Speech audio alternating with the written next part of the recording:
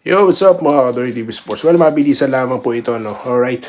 So, nabasa ko po sa article po, okay, sa Facebook ng spin.ph.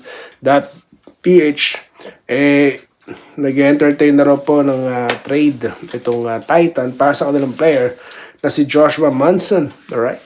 So, sino sa tingin nyo mga kabarangay ang magiging kapalit niyan? Ano kaya ang hinahanap nilang kapalit nito?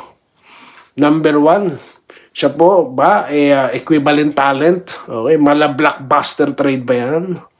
Number 2, drop pick asset ba yan? Alright. Okay, future, for the future.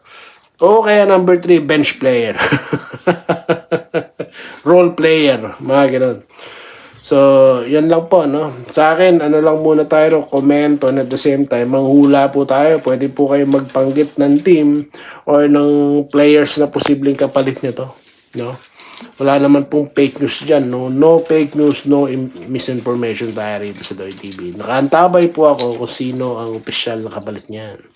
Kung sakasakali. Nagtataka naman ako dito sa Titan. Bakit nila tinitrade ito?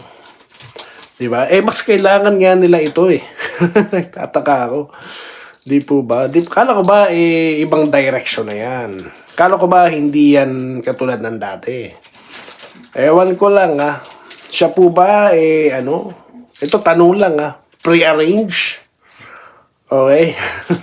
Napag-usapan na dati? Or ewan ko anong klase ang ginagawa nila? Rebuilt pa yan? So yun lang po muna boss. Okay? Comment na po kayo kung ano sa tingin nyo yan. Okay? Salamat po.